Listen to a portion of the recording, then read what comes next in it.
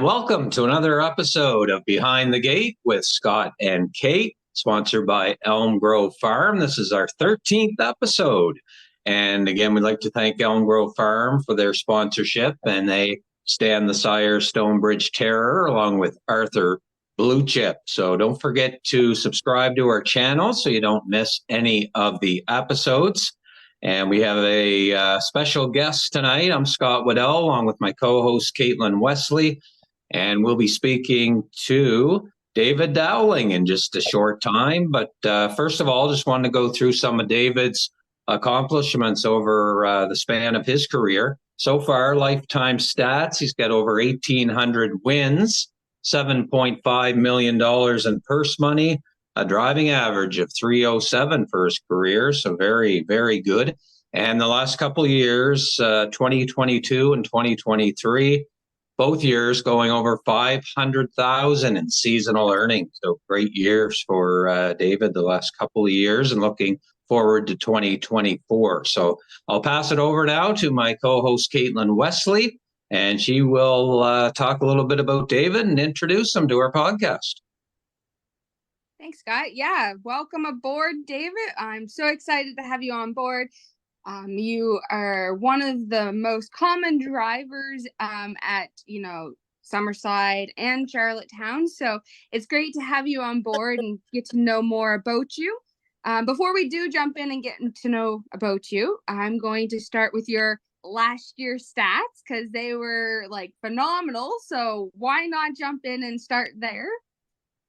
You had 821 starts, you had 165 wins, 150 seconds, and 116 thirds, and banking over $500,000. That is huge. What an accomplishment, really. So congrats on that. And 2024 should be even better, hopefully. Hope so. Hey, David, great to have you. So we're just going to fire a few questions at you tonight. And as we mentioned before we get on camera here, just kind of wing it, enjoy yourself, and we'll dive in now. So I was looking at your stats on Track It, and I noticed that you first got your driver's license way back in 1994. So this is actually your 30th year of driving. So tell us about your early beginnings in Prince of Rhode Island, and then your move to Ontario.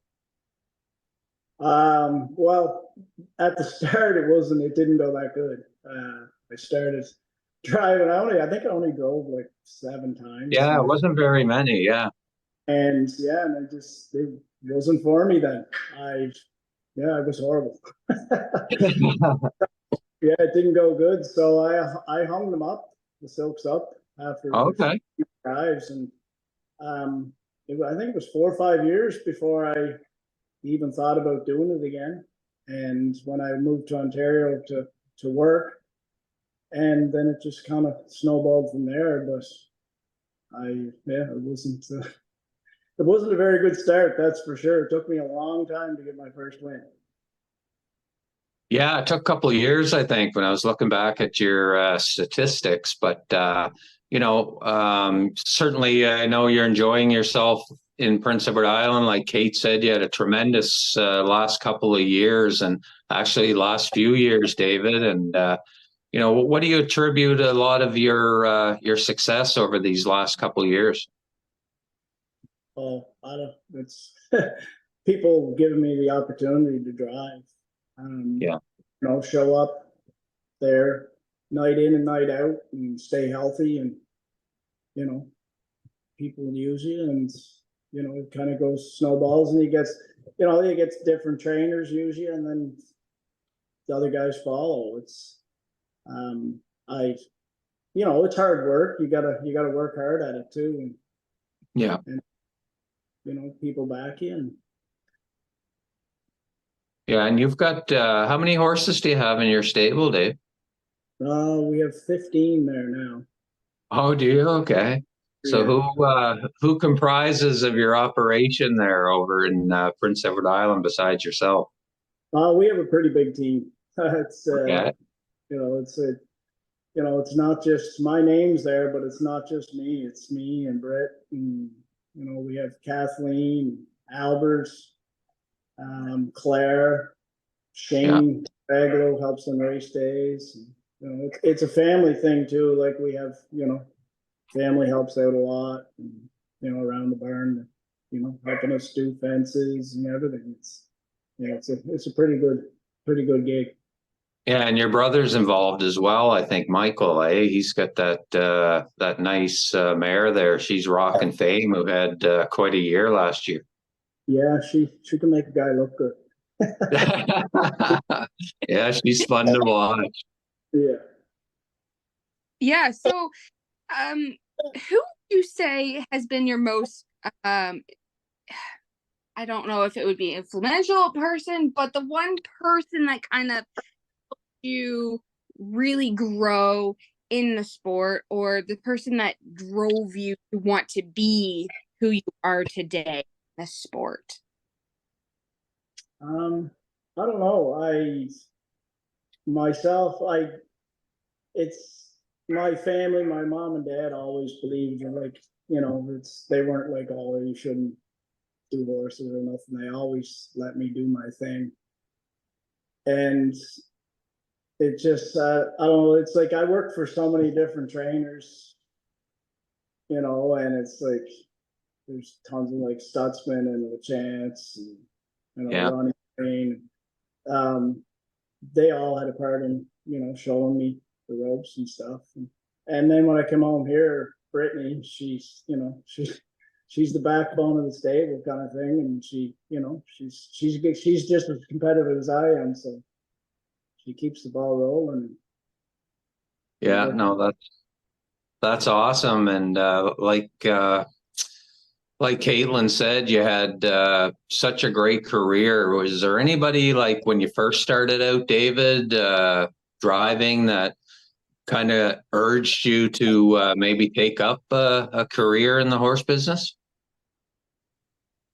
I don't know, not really. I No. just no, I moved away and I just kept working and working at it, and I made a move, which, well, it was Ian Fleming that kind of told me to kind of in London to, you know, if you want to drive, you should probably go to Sudbury, and, you know, you'll get lots of drives and experience.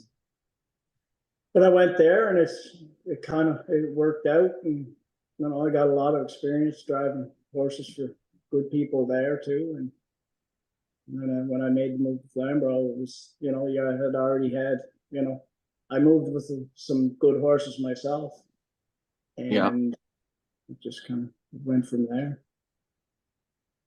Awesome. So tell us about your first lifetime win. I think it happened way back in 2001 in Ontario. So what did it feel like to get that invigoration for the first time across the wire, and getting your first lifetime win and getting that behind you?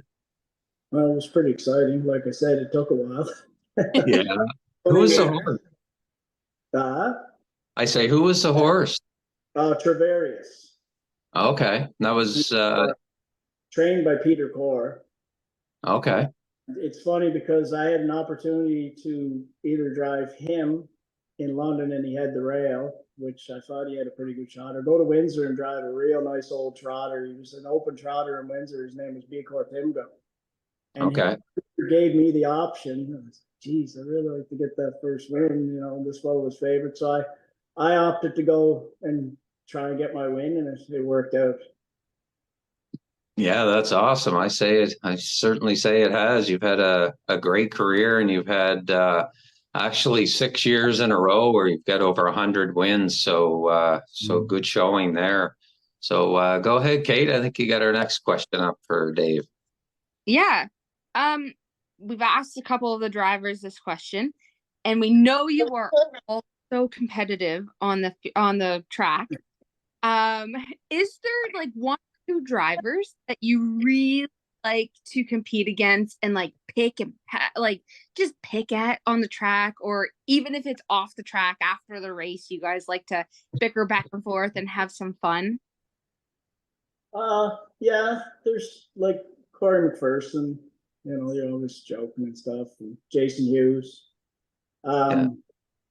Mark Campbell, we joke around a little, but we're both pretty competitive. And when you go on the track, it's game time. And yeah, that's pretty well. Everybody pretty well gets along. And jokes the odd time about things. We have fun. Yeah, and you've got a great group of drivers over there. We've mentioned it to some of the other drivers that have joined us as well. That a guy like Mark Campbell who goes down to Saratoga and drives some horses for the first time. Although we did drive a few maritime horses, but he went down there and fit right in. And I think there's a number of guys at Red Shores like yourself that could go anywhere and drive, especially on a half-mile track. Yeah, it's well, I've driven, numerous tracks in Ontario, and it's just tough here. It's there's a good group of drivers, and any one of them could go anywhere. Yeah, so tell us about your years, Dave, at Sudbury. You had some pretty good string of years there, and what kind of made you come back to Atlantic Canada? What was the deciding factor, I guess, to come back here? I don't know. I kind of had enough of the, it was every night you're going and going and going. And a lot of people don't know, but I had a little, a fight with an addiction too. And it was to come back to family and get my head back on straight. And it's been 6.5 years, I think now. Everything has been good. So and that's it's a busy life there, and sometimes you get caught up in things. But it's all worked out for the best now. Yeah, no, props to you. I can relate, David. I had a similar problem, and about the same time frame for me as well. I'm going on 7 years, so it's changes your life once you get a chance to really focus on your day-to-day life instead of the demons that are out there. So good on you, buddy. Yeah, thanks, you too. Yeah, thank you. So with over 1,800 lifetime wins, you must have lots of memorable trips to the winner's circle, because to me, that's a lot of trips to the winner's circle. Don't get me wrong. Is there any that really stick out that are going to be like those most memorable trips to the winner's circle? Well, for sure, my first one. Yeah. It's pretty exciting. I don't know, I won the governor's place. No pen intended. I win the consolation with him. The Gold Cup. I win with Mikey Camden, Colin Johnson there. Tobin's Brownie.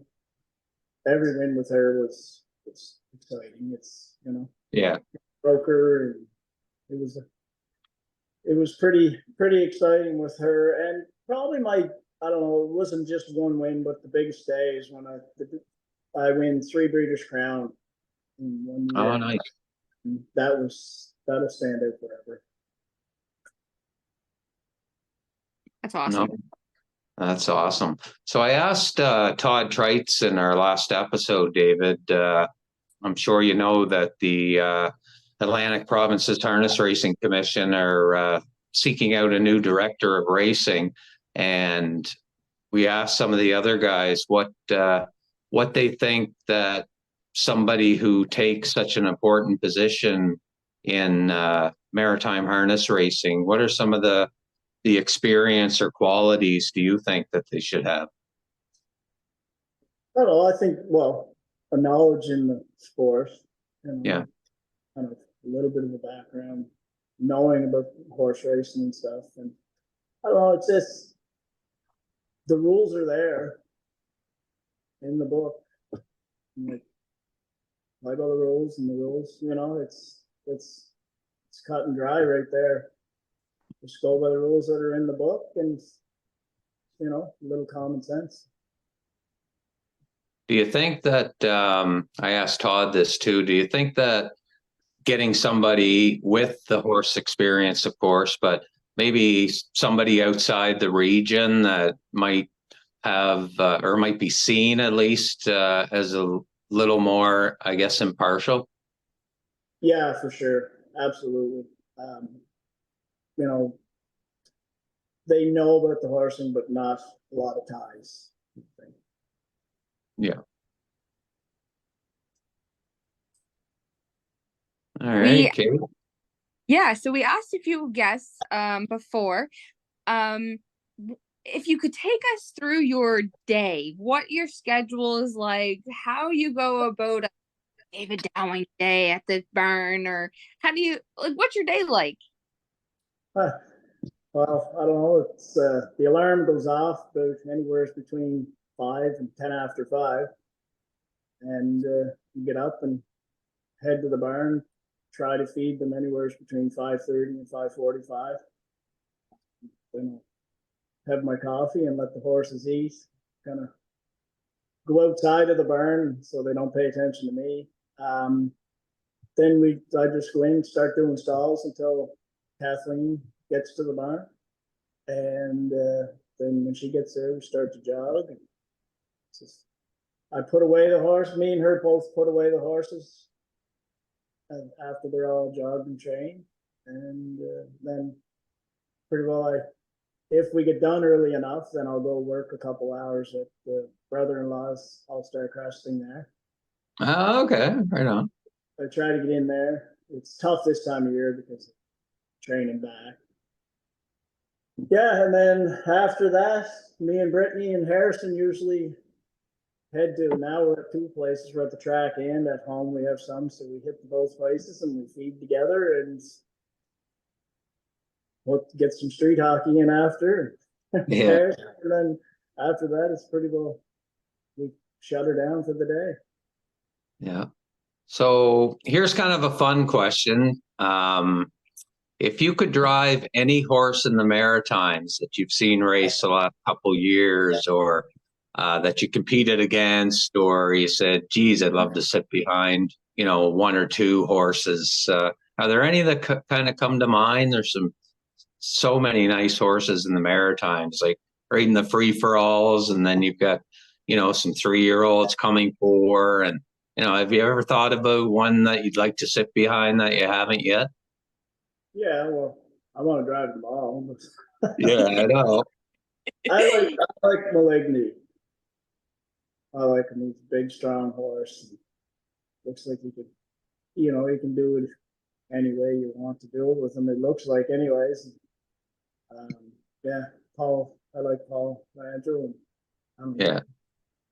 That's what I think. I think he's going to be this year. He's going to be a real contender. I think he's going to grow into a nice horse. It's funny Paul, because I was at the track train with our filly today training, and Aaliyah's horse was going, and Paul stopped me at the top of the hill, and I'm not 100% sure horse he had, but he was training one, and he says, "Did you talk to David today yet?" And I said, "No, Paul, not yet." I said, "That's tonight." And he said, "Oh, okay. I'll make sure I'll get to watch that one." He said, "All right, Paul." I said, "It'll be tomorrow, though." Yeah, so, Paul's a pretty good guy.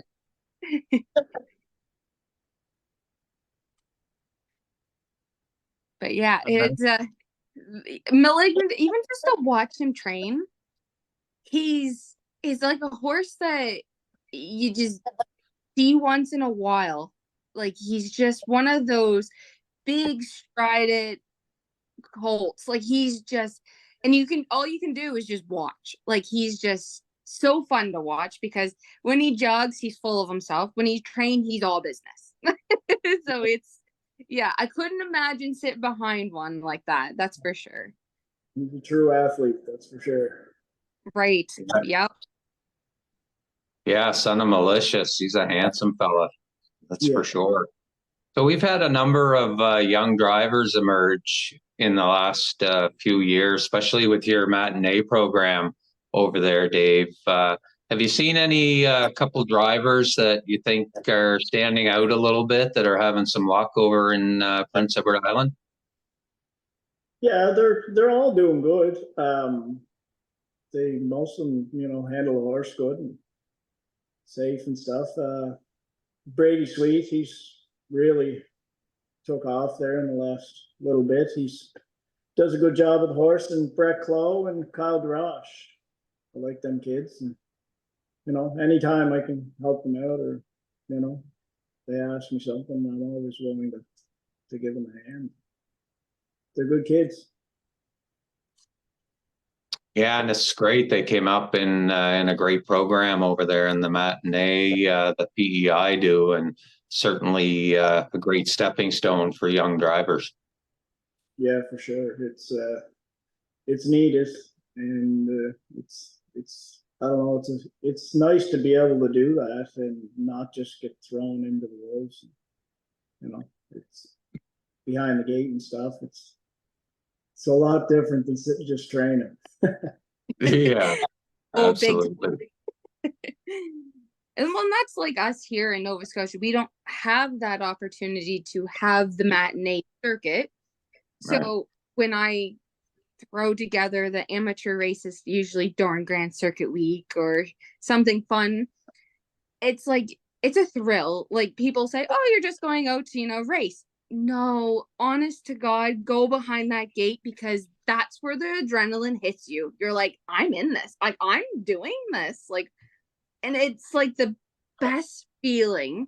And that's the one feeling that I look forward to. Post parade, it's fun when they start to announcing and all the fans are like, hey, hey. But then it's that gate, as soon as it moves and your horse's nose is on it. I know here our starters were pretty cool when they, oh, have fun, don't be safe, and laugh, carry on, be a human out here. And it's like, okay, right, let's do this. Like, let's do it. It's like, I don't know how you guys do it in the big races, because I don't think my nerves could handle that much, but I think it's pretty fun watching you guys all get so stoked and going behind the gate. So yeah. Yeah, it's I don't know, myself, it's you think about it and you get a little tingly, but as soon as you leave the paddock, it's it's just another race. Like, kind of like, it's you forget about the nervousness or anything like that, and yeah, I don't know if it's just over time that happens or what, but Yeah. So you said you had about 15 horses in your stable right now. Do you have any 2-year-olds that you are pretty fond of, or that you're kind of really excited to see what they have to offer this year? yeah, we have 5 2-year-olds there now. We got 4 fillies and a colt. They're all doing what we want right now. They're anywhere between 30 and 35. My big thing is I just manners, and it's they act right on the track, and they steer good. And other than that, I try not to get too high on them. You have that little excitement, but I usually like to try and keep it under my hat, and it's Save it for the racetrack. Yeah, it's then we all know that they could train like Bearcats, and they get behind the gate and in the group of horses, it's a whole different thing. Absolutely. So this is just kind of a general question, Dave. I'm sure that you watch a lot of simulcast races, and of course you're involved in live racing over at Red Shores, who I think do a good job of this, except for a couple races a little home week. But what do you think, like, when you're sitting there watching, and it seems like a long time in between races? Do you think it's important as race fans to kind of speed things up a little bit? I don't know. I think they're doing like as far as the show and the wagering and stuff like that, it's going up. I think they're doing a good job. Sometimes you're out there, and it seems like forever or whatever, but I think they're just trying to work with the other tracks and stuff, and that's a big thing too. We need the wager, and I think overall Red Shores is doing a pretty good job. Yeah, no, I agree. Definitely, for sure. What has been your fastest mile to career so far? 52 flat, I think Mikey Camden in the consolation of the Gold Cup. Nice. That's pretty fast.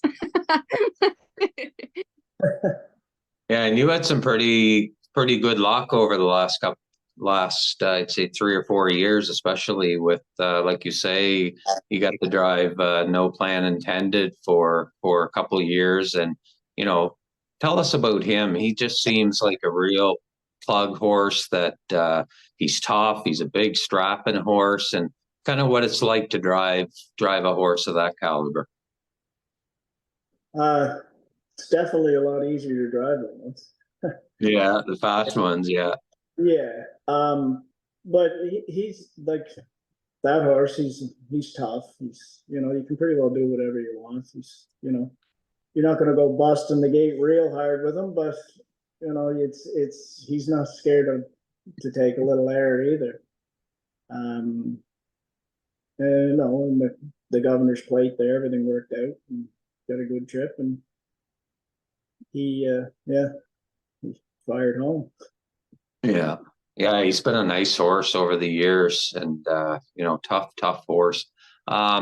Just thinking maritime wide over the last few years, David, horses that you've got a chance to either drive or compete against.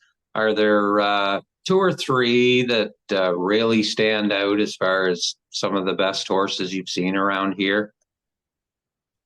Yeah, I think Woodmere Steel Deal. Yeah. I don't think there's been a lot of horses that had the speed that horse had. Yeah. Pace 53, 52, week in and week out. He was a real high speed horse. The Rio Princess, her numbers tell it all there. Yeah. And Tobin's Brownie. Tobin Brownie. Yeah, we're going to talk about her in a minute. Actually, can't do a David Dowling podcast without talking about Tobin's Brownie. That's for sure. No. Yeah, so racing sure looks like a family affair for you and Britt and your son. Tell me what it's like having your family so involved, and seeing your son be, a part of everything. He was in the mini horse races and he got to win. So it's got to be like a really fun experience from, start to finish out of everything. Yeah, we both love it. Me and Britt, we both like to race, and she's probably more competitive than I am. So we just like being in the barn together as much as we can. She works a full-time job too, and so it's hard for her to get there as much as she'd like to. But no, and Harrison, anytime he's always there petting the horses. And it would have been a bad thing when that little fella pulled a yo-yo if I didn't get him straightened around. I know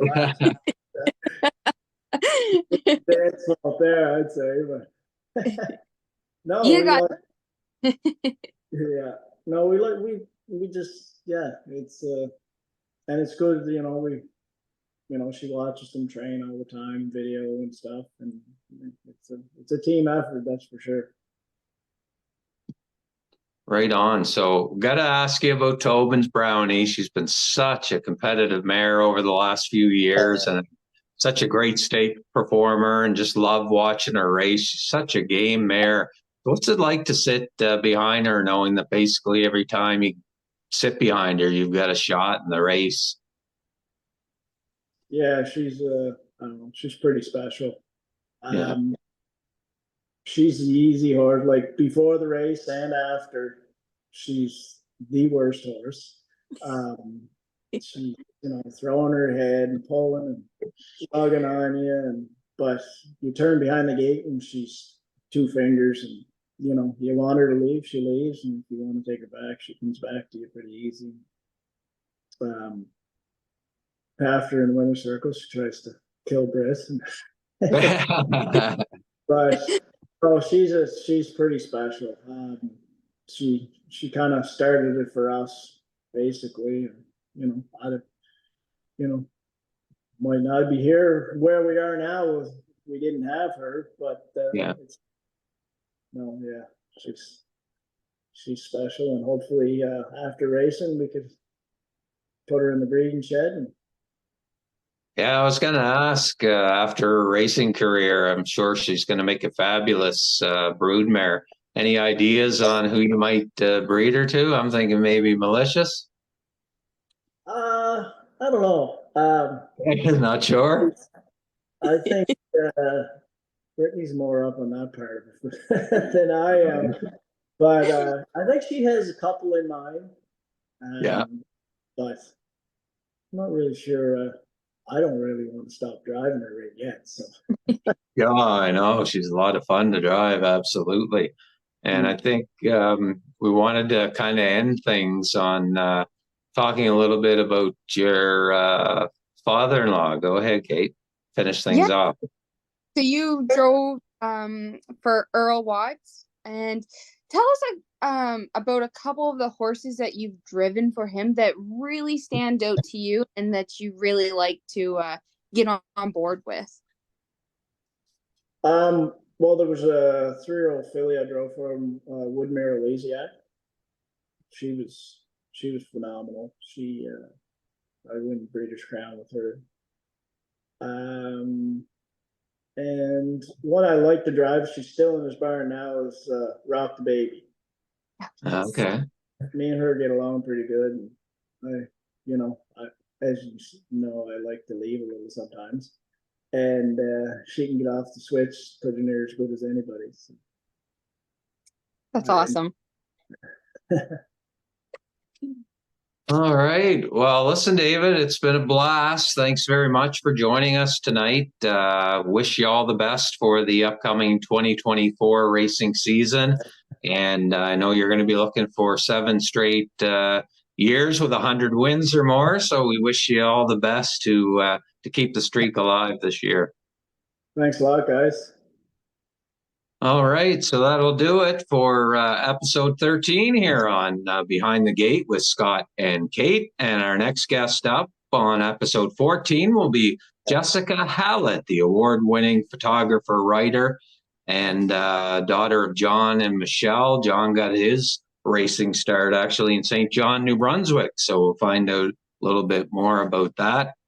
And don't forget to subscribe to our channel and join our Facebook page. So again, future episodes we have coming up, Jordan Stratton, of course, who won the Gold Cup and Saucer last year. We'll have a talk with him here soon, as will Brandon Campbell. Brandon Campbell, we'll talk to him.